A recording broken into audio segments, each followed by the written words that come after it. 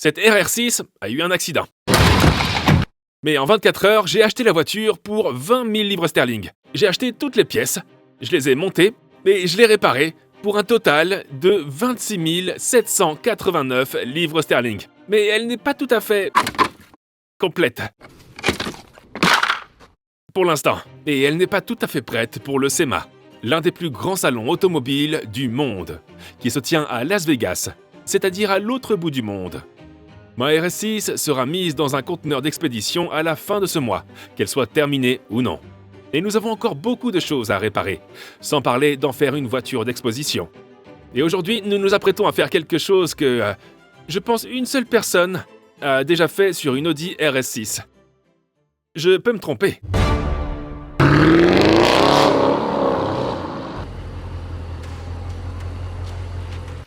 D'accord. Nous devons aborder quelques points que certains d'entre vous ont soulevés dans la vidéo précédente. Nous avons remplacé cette porte dans la dernière vidéo et elle provenait d'une Audi A6 diesel.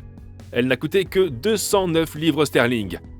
C'est parce que la porte de la RS6 est endommagée ici. Alors, quelqu'un a mentionné que les portes de la RS6 sont en aluminium et celles de l'A6 sont en acier. On a un aimant ici.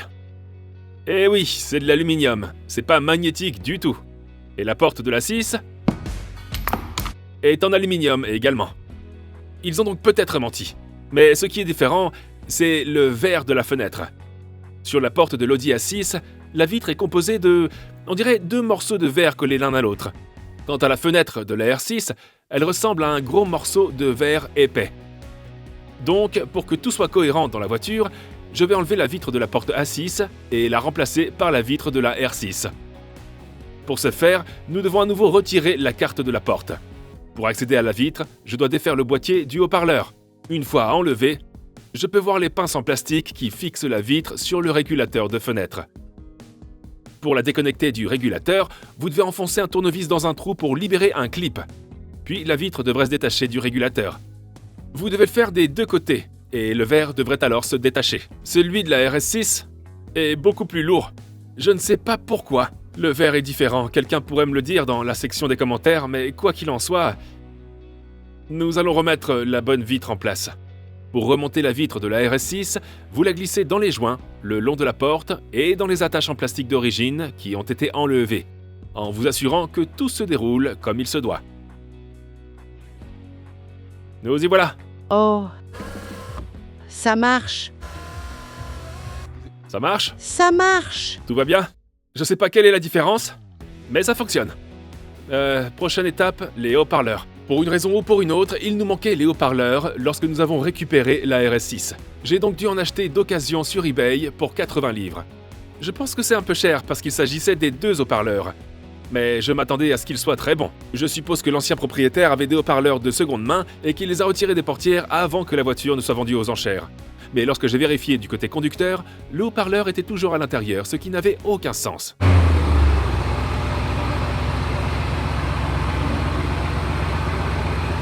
L'autre problème avec lequel on a rencontré un souci était la suspension arrière. Lorsque nous avons mis la voiture en l'air dans la dernière vidéo, nous avons remarqué que la suspension pneumatique ne reposait pas correctement sur les bras arrière. Et quoi que nous fassions, nous n'avons pas pu la remettre en place à cause de la pression exercée sur les airbags arrière. Mais grâce à vous, je pense que nous avons trouvé la solution. On va voir sur la vérification. Changement de roue de la suspension pneumatique. Activé. Ok. Ça devrait le faire, non? On règle la voiture et on verra bien. Vous devez sélectionner ce paramètre lorsque vous mettez la RS6 en l'air. Ce faisant, je pense que la pression des airbags sera relâchée et que nous pourrons les remettre en place. Ok, maintenant, voyons si... Ouais...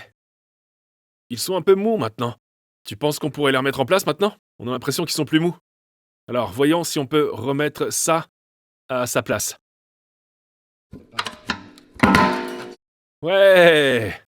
Ouais, c'est en place. Et maintenant, il n'y a littéralement plus d'air dans le sac. Alors nous avons besoin de ces clips. Ça va là, ça, pour la retenir. D'accord. Ouais, c'est ça. Les suspensions. Ça a l'air bien. La prochaine chose à réparer est cette petite bosse sur le capot. On pense que cela s'est produit pendant le transport. Mon père a poncé la partie endommagée et a appliqué un peu de mastic. Et une fois qu'il a durci, il a fallu le poncer pour le rendre à nouveau beau, lisse et plat. C'est alors que mon attention s'est tournée vers les phares. Si vous vous souvenez, lorsque nous avons récupéré la voiture, le phare gauche a été endommagé dans l'accident. Nous avons essayé de le remplacer par des diodes électroluminescentes, mais les fiches étaient complètement différentes.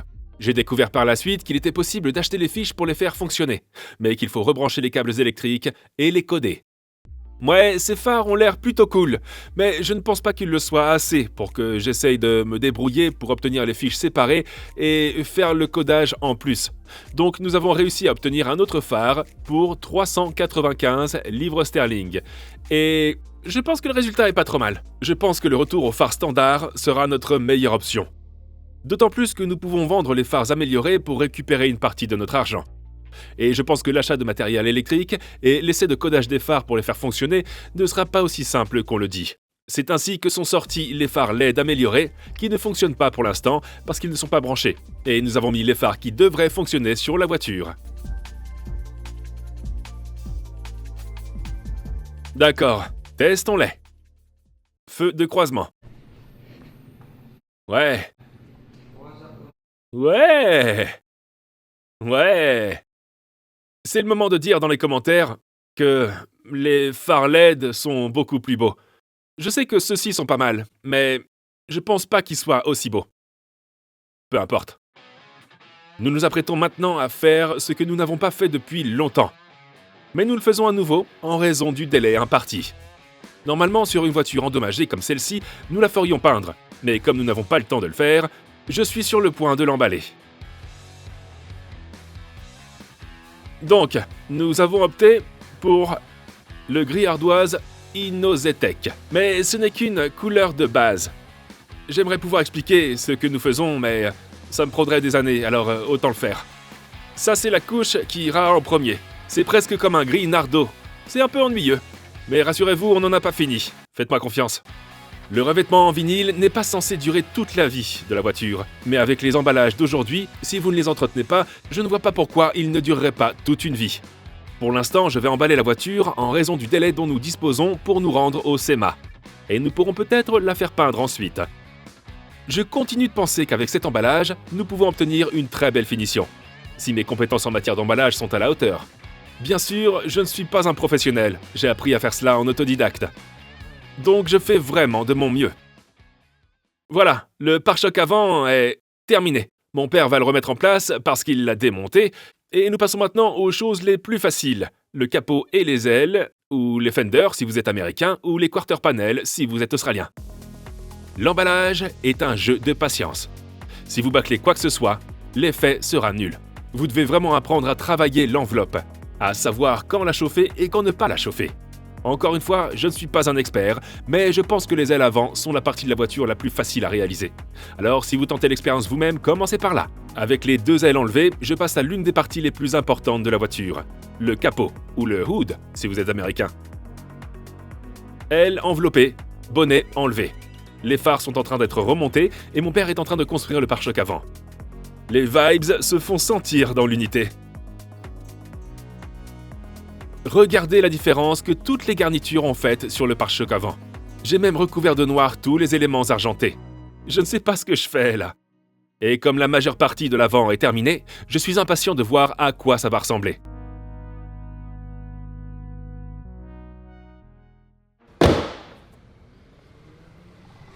Oh, regardez ça!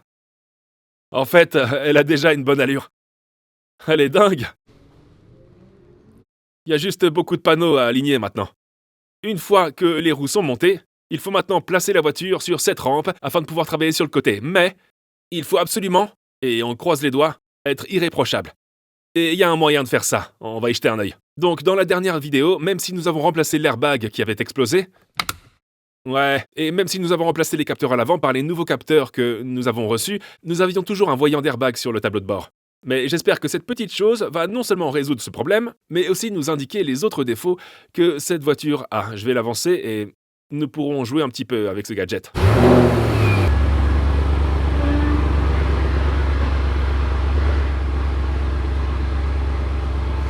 Il n'y a plus de voyant d'airbag. Je sais pas ce qui s'est passé. Peut-être y avait-il besoin de s'enregistrer ou je sais pas. Mais il n'y a plus de voyant d'airbag. Mais nous allons quand même faire quelque chose. Et il y a quelque chose que je veux faire aussi avec ça. Donc, mettons ça en place et passons à l'action. Carly est un scanner OBD qui fonctionne avec les voitures dotées d'un port OBD2. Tout ce dont on a besoin pour faire fonctionner l'appareil Carly, c'est d'un téléphone portable. Tais-toi. Et l'application également. J'ai l'application sur mon téléphone, je l'ai déjà chargée sur l'Audi RS6, ça fonctionne également sur un grand nombre de voitures, et je vais diagnostiquer tous les défauts que cette voiture pourrait avoir. Voyons voir. 14 problèmes. 100% terminé. Montrons les résultats. Il pourrait donc s'agir de problèmes historiques. Alors, qu'est-ce qu'on a ici? Problème de soupape de contrôle de la pression d'échappement. Mais il pourrait s'agir d'un problème lié au système d'échappement de recharge. Un grand nombre de ces défauts sont des codes de défaut historiques. C'est parce que nous avons branché beaucoup de choses lors de la reconstruction de cette voiture. Mais nous devrions être en mesure d'éliminer ces défauts avec Carly, et maintenant que tout est branché, nous devrions être exempts de défauts. D'accord, on a passé en vue le diagnostic. On peut aussi également choisir des données en direct, mais vous m'avez vu utiliser cette méthode des centaines de fois auparavant, et il y a une chose que je veux faire et qui, je le garantis, ennuiera beaucoup d'entre vous qui nous regardez. Il y a beaucoup de choses que nous pouvons coder à l'intérieur et à l'extérieur de la voiture pour répondre à nos goûts personnels. Je peux deviner ce que t'es en train de coder? Ouais. Est-ce que c'est l'autostop start? Ouais, il s'agit de l'autostop start, en effet. Je ne supporte pas quand vous arrivez à un feu rouge et que la voiture s'éteint et puis se rallume. C'est tellement ennuyeux et chaque fois que vous montez dans la voiture, vous devez appuyer sur ce bouton. Je n'ai même pas encore conduit cette voiture que ce bouton m'agace déjà. Ce que je préfère avec Carly, c'est que je peux coder beaucoup de choses dans et hors de la voiture. Et sur la RS6, je peux faire beaucoup de choses. Je vais désactiver l'arrêt démarrage automatique. Nous y voilà, le diable! Système d'arrêt automatique des moteurs. Et ceci est interdit. Avant de coder quoi que ce soit sur la voiture, Carly créera un fichier de sauvegarde afin que vous puissiez toujours revenir à la norme. Voilà, le système d'arrêt automatique est maintenant désactivé. Merci beaucoup. Pour savoir si les fonctions avancées de Carly, telles que le codage ou le diagnostic, fonctionnent avec votre voiture, consultez le site web. Pour accéder à ces fonctionnalités supplémentaires, vous devez obtenir une licence annuelle. Donc pour obtenir un de ces appareils Carly, vous pouvez utiliser le lien figurant dans la description ci-dessous. Vous bénéficierez également d'une réduction de 15% car le code est également appliqué au moment du paiement. L'offre se termine le 30 septembre, alors n'hésitez pas à vous en procurer un. Il me reste maintenant un côté à compléter, et je suis sûr que vous ne voulez pas me voir continuer à envelopper, alors... Et voilà! C'est fait. Enfin, c'est pas vraiment fait, mais c'est presque fait. J'ai pratiquement terminé la majeure partie d'un côté. Il y a encore un pare-choc à faire, et il y a encore l'arrière à faire, et il y a encore aussi l'autre côté. J'ai pas encore décidé de ce que je fais des poignées de porte, mais je suis sûr que vous êtes tous d'accord pour dire que le gris n'est pas vraiment la couleur la plus extravertie qui soit. Je pense qu'on est d'accord dessus, et SEMA, c'est être différent. C'est faire des voitures folles, faire quelque chose d'un peu unique. Et c'est exactement ce que cette RS6 va être.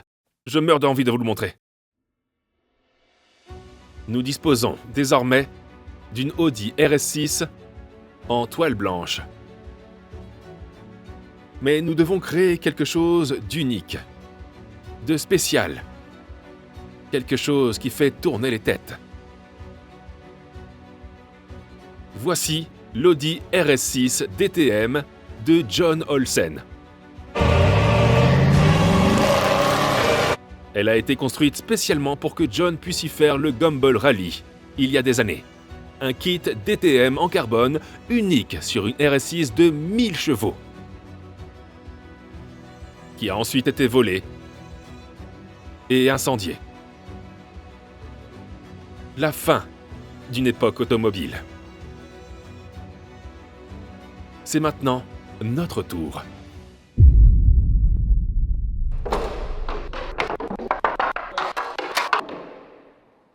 Voici un kit de voiture de course GT3 DTM à carrosserie large pour la RS6 entièrement fait en fibre de carbone. Ouais, je suis sur le point de ruiner la RS6. J'attends déjà les commentaires qui disent déjà « Mais qu'est-ce qui se passe ici, là ?» Elle va avoir un look complètement extravagant. Mais c'est là tout l'intérêt du SEMA. Je pense que celle-ci est la pièce dramatique. C'est ridicule. Regarde ce splitter avant, regarde. Ça va comme ça. J'ai l'impression qu'on le met comme ça, grosso modo. C'est de l'à peu près. Qu'est-ce que c'est? Regarde comme c'est grand. C'est comme une voiture de course. C'est comme une voiture de course DTM. C'est censé être absolument exagéré. On est en train de devenir fou avec ça et je pense que je pourrais toujours y faire face. Potentiellement. Je pense qu'il est plus large de 65 mm à l'avant et à l'arrière. L'ensemble est plus large. Chaque côté de 65 mm? C'est plus large de 65 mm à l'avant et à l'arrière. Ouais. C'est absolument énorme. C'est une voiture complète. La qualité du carbone est vraiment géniale. Ouais, comme ça. Oh, mon Dieu. Ça doit être absolument parfait, sinon tu pourras pas ouvrir la porte. Ouais, littéralement, on doit faire en sorte que tout soit parfait. Alors, ce truc, on a déballé ce truc et on se demande ce que c'était. Et on a découvert ce que c'était. Il s'agit Qu'est-ce que d'une c'est? aile. Ça ressemble plus à une table. Et si une aile ne suffisait pas, il y en a une autre qui se présente comme suit. Donc, la RS6 présente donc tous les inconvénients dont vous aurez besoin. Je vois déjà les gens qui vont se demander « Mais qu'est-ce que vous lui faites ?» Les gens vont te détester. Tous les Anglais vont faire des commentaires et dire c'est horrible. Et les Américains vont dire c'est incroyable. Ok, faites-moi savoir dans les commentaires d'où vous venez dans le monde. Et deuxièmement, si ça vous plaît ou non. Voyons si on peut établir une corrélation si les Britanniques le détestent, si les Britanniques l'aiment et si les Américains l'apprécient ou pas du tout. Mais je pense que ça aura l'air complètement fou. Et nous avons un calendrier à respecter. On fera mieux d'y aller et de se remettre au travail. Retour à l'unité. Sans perdre de temps, nous sommes retournés à l'unité et nous avons commencé à monter le kit. En commençant par ce splitter avant complètement dingue. Nous avons tous les trous de fixation de l'équipementier. Ça s'aligne parfaitement. Ce qui est rare. Matt dit qu'il s'agit d'un kit de course, donc comme il peut l'être, il peut être cassé. Ouais, parce que tu as dit que tu avais vu ces choses. Ouais, on peut le voir ici. Parce que c'est une voiture de course DTM. C'est juste, c'est bon. Parce que c'est une voiture de course. Le splitter doit être fixé au pare-choc par de nombreux boulons. Nous avons également commandé des entretoises pour le fixer au pare-choc. Oh là là. C'est un carnage? Ça a l'air fou. Va là-bas. Oh mon Dieu. Le splitter est en place et a déjà une folle allure. Ça va vraiment pas le faire. Si vous le soulevez davantage, je pourrais avoir mon dîner. Oh mon Dieu! Oh mon Dieu, c'est de la folie, mais c'est pourtant le but recherché. Tout le monde va pleurer maintenant, non? Vous avez ruiné la voiture de mes rêves. J'ai ruiné le mien. La prochaine chose que je vais monter est la jupe latérale. En effet, le splitter et la jupe latérale ne sont fixés qu'en un seul point, tandis que les arches peuvent être déplacées. Je vais donc commencer par mettre l'accent sur les points qui sont fixes, puis je m'appuierai sur ces points. Cette jupe latérale n'est pas sans intérêt. C'est pas mal. Nous y dînerons plus tard. Ah, d'accord. Je mets mon riz ici, mon poulet là et ma salade ici. Et j'ai même de la place pour le dessert. Je veux dire, pour l'instant, ça a un look stupide. Je vais être honnête. Tu sais quoi, pendant tout ce temps, on a fait des choses stupides, mais celle-ci est sans doute la plus importante. Ensuite, je vais fixer l'arche avant à la jupe latérale et au splitter avant. L'ensemble du kit se boulonne de l'avant vers l'arrière. Je pense en fait qu'il a une certaine utilité pour la force portante. Mais pour l'instant, nous nous contentons de le mettre en place grossièrement. Il y a plus de choses à installer. Cette fois-ci, nous venons de nous y coller à nouveau. Tout est bloqué. Ça doit être boulonné. En fait, ils sont coincés.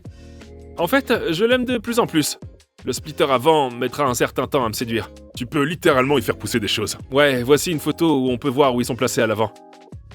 Oh là là, je vais me faire absolument rincer dans cette vidéo. Et si je me fais pas rincer, alors respect à tous ceux qui ne me rincent pas et pourraient voir le produit fini. Mais à l'heure actuelle, il devient très difficile de se projeter. Il est évident qu'avec le kit, nous aurons besoin de roues plus larges. Nous les avons donc commandées en espérant qu'elles arriveront avant le salon SEMA. Et maintenant, nous avons posé l'arche avant. Nous essayons de trouver une solution pour le dos. L'aérodynamisme a été considérablement amélioré. De quoi ça a l'air? En fait, je pense qu'elle me plaît de plus en plus. Elle me plaît de plus en plus. Regardez-moi ça. Donc, nous avons également une livraison pour cette voiture. Et je vais vous la montrer. Mais l'emballage prend du temps, le montage du kit de carrosserie prend du temps, et cette livraison va être complètement folle. Et j'ai l'impression de manquer vraiment de temps. Il fait déjà nuit noire dehors. Il est tard dans la nuit. Il faut que je continue à monter ce kit. Merci beaucoup d'avoir regardé cette vidéo. Si vous l'avez appréciée, abonnez-vous et donnez-moi un like. Et Soyez indulgents avec moi, s'il vous plaît. Rendez-vous dans la prochaine vidéo. Peace out. Effet de levier. Tu vas couper les chevilles de quelqu'un avec ça. Like a drug that I just can't deny.